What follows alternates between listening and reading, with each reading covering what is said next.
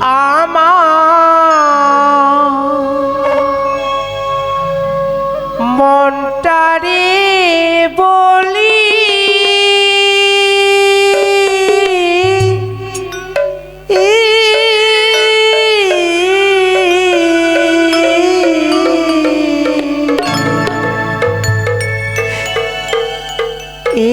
জীবনে দাগা ছাড়া আর কি পেলি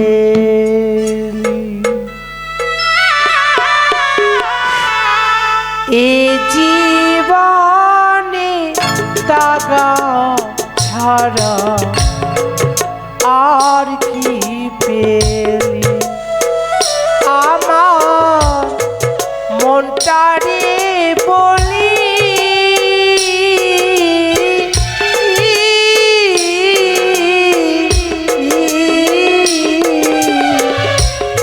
এ জীবনে টাকা ছাড়া আর কি পেলি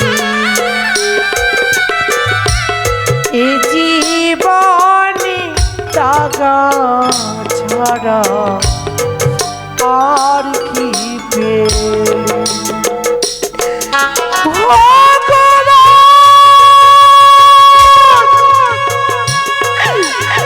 আরে কত দুঃখ আমায় দেবে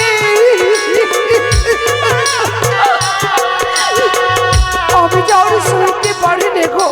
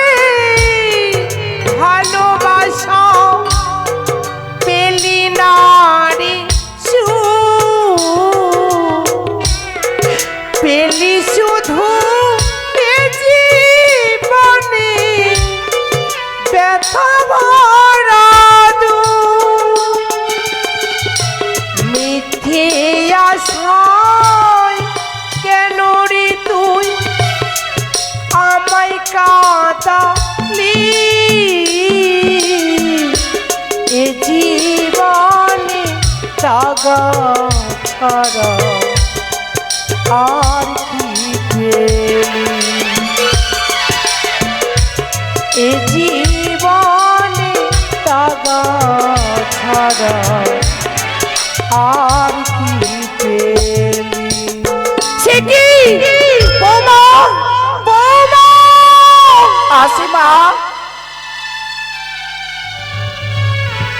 তবু চরণে প্রণাম হই মা আশীর্বাদ করি বৌমা একই মা সুখী হও তোমার আজ নয়নে জল বৌমা আজ আমার কেন এই নয়নে জল তোমরা জানতে চাও হ্যাঁ মা কেন তোমার নয়নে জল তোমরা তো জানো বৌমা কি মা একমাত্র নাবালিকা মেয়েকে আমি বিদায় করে দোলার উপরে চাপিয়ে দিয়েছি